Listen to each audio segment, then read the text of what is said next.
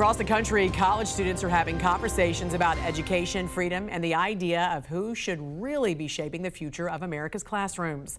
Joining us now with her tour across America to start those conversations is America First Policy Institute's Chair of Education Opportunity and founder of Optima-Ed, Erika Donalds. Good morning to you, Erika. Great to see you.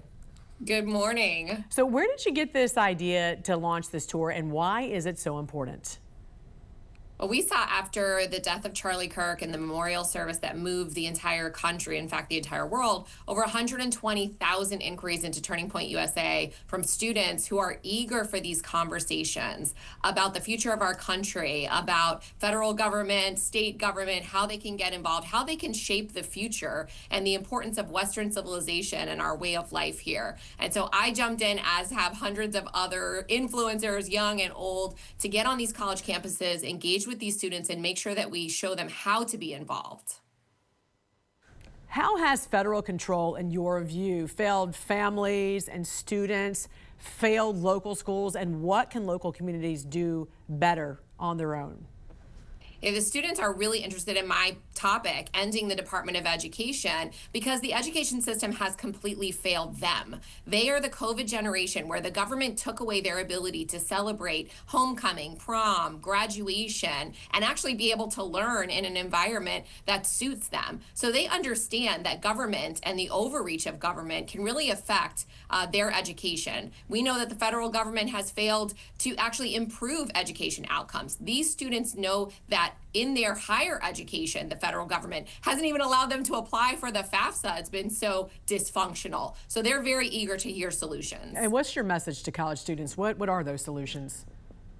Well, I use the topic of the Federal Department of Education that they fully understand to really send a broader message that overreach of government, too large of government, government that has too much power is actually inhibiting you, students, and the American people from achieving the American dream, that we were founded upon capitalism and self-reliance and individual liberties. And those are the things that we need to continue to promote and limit the size of government so that they can use all the things that they've learned and their own grit and tenacity to achieve things that are going to make them successful in the world. What kinds of questions, I'm just curious, and concerns are you hearing from young people about freedom, about education and the future of our country?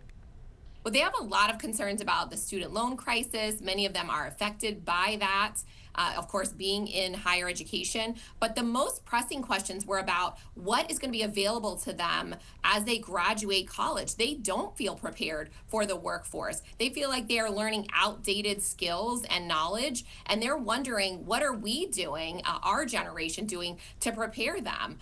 So there's a lot of questions and uncertainty around the economy and the future of America, especially if the Democrats take over, because these students recognize that the Democrats do not want them to succeed, but want them to be dependent on government. Let's talk about your schedule real quick. I know we put a little flyer up that you have, an online flyer about the schools that you're going to be visiting soon. I saw, I think, 3 different Florida universities as well as Duke University. Tell us about that schedule very quickly.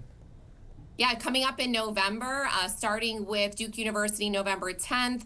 The next day on Veterans Day, I'll be at University of Tampa, and then heading to FAU, which is my alma mater, where I got my master's in accounting, on November 12th. We're going to continue to add more dates and locations in Florida and outside of Florida, so they can follow me on Twitter, and social media at Erika Donalds to follow on when those dates are coming online. All right, Twitter X, it's the same thing. We still call it Twitter all the time too. Thank you so much, Erika. We appreciate you joining us this morning. Best of luck to you.